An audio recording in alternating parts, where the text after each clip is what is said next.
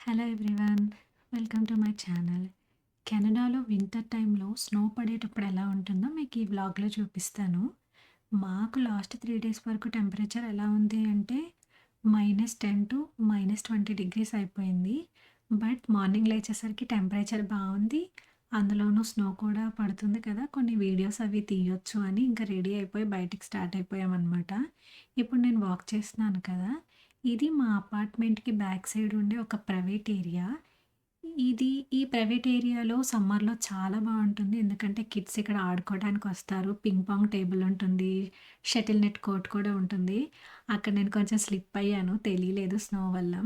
ఇప్పుడు మీకు ఇదంతా చూపిస్తున్నాను కదా!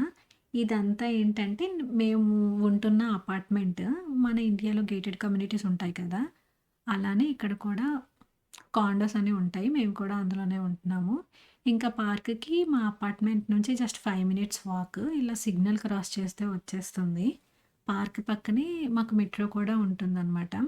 మేము అలా వాక్ చేస్తూ వెళ్తుంటే మాకు ఈ ట్రక్ కనిపించింది. ఈ ట్రక్ ఏంటంటే రోడ్ పైన స్నో పడిపోద్ది కదా! దాన్ని అలా పక్కకి నెట్టుతూ కలెక్ట్ చేసుకొని దాన్ని పట్టుకెళ్ళిపోతుంది. ఇంకా మేము పార్క్‌లోకి ఎంటర్ అయిపోయాము. ఇది చాలా పెద్ద పార్క్ అంట. బట్ మేము ఇప్పటి వరకు కవర్ చేయలేదు. మేబీ సమ్మర్‌లో ఈసారైనా కవర్ చేస్తామేమో చూడాలి. ఇంకా అలా పార్క్‌లోకి ఎంటర్ అవుతూ ఉంటే వెనక నుండి మా హస్బెండ్ ఏమన్నారంటే, 'లెట్ ఇట్ గో' సాంగ్ ఉంటుంది కదా 'ఫ్రోజన్‌లో' అలా చెయ్యు నేను రికార్డ్ చేస్తాను అని. అందుకే నేనక్కడ ఎల్సాలా కొంచెం యాక్ట్ చేస్తున్నాననమాట. నా వెనకాతల ఒక చెరువుందంటే మీరు నమ్ముతారా? అవును. బట్ మొత్తం స్నోతో కవర్ అయిపోయింది. ఎవరైనా కొత్త వాళ్ళొస్తే మాత్రం అక్కడ చెరువుందని వాళ్ళకి తెలియదు. నార్మల్‌గా వింటర్‌లో -40 డిగ్రీస్ వరకు కూడా డ్రాప్ అయిపోద్ది టెంపరేచర్. అలాంటప్పుడు ఏంటంటే లేక్స్ కానీ, పాండ్స్ కానీ ఫ్రీజ్ అయిపోతాయి. నేను చాలా వీడియోస్ చూసాను. ఇలా ఫ్రీజ్ అయిపోయిన లేక్స్ మీద గానీ, పాండ్స్ మీద కానీ స్కేటింగ్ చేస్తారు, వాక్ చేస్తారు. బట్ నాకు స్కేటింగ్ రాదు కాబట్టి నేను ఇలా వాక్ చేద్దామని ఎప్పటినుంచో అనుకుంటున్నాను. అందుకే ఇక్కడ ఈ పాండ్ కరెక్ట్‌గా ఫ్రీజ్ అయిందా లేదా? ఫ్రీజ్ అయితే వాక్ చేద్దామని కర్రతో ఇలా లెగ్‌తో, చేత్తో మొత్తం చెక్ చేస్తున్నాననమాట. తర్వాత కరెక్ట్‌గా నిజంగా అయిందా లేదా అని డబుల్ చెక్ చేయటానికి ఇలా లెగ్‌తో కూడా కొట్టాను. సో, కొంచెం కాన్ఫిడెన్స్ వచ్చాక నిల్చున్నాను దానిపైన.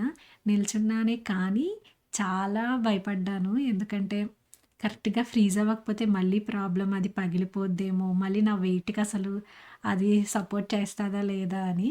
అందుకని ఇంకా ఎందుకులే రిస్క్ అని ఇంకా బయటకొచ్చేసాను.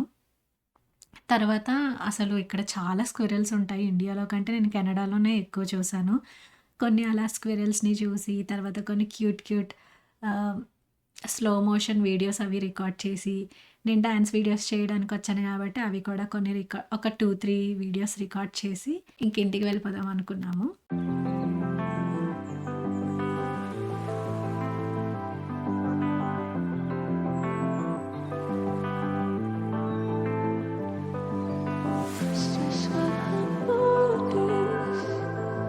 నేనైతే ఒక 4 వీడియోస్ అలా తీద్దామనుకున్నాను. కానీ స్నోఫాల్ ఎక్కువ అవ్వడం వల్ల ఏమైందంటే, నా ఫేస్ కూడా అసలు కెమెరాలో సరిగ్గా కనిపించలేదు.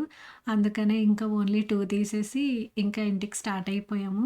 చూసారా పార్క్ మొత్తం ఎంత వైట్‌గా చాలా బ్యూటిఫుల్‌గా ఉంది కదా! ఇంకా అంతే ఈ video. Thank you for watching. Subscribe చేసుకోకపోతే సబ్స్క్రైబ్ చేసుకోండి. బాయ్.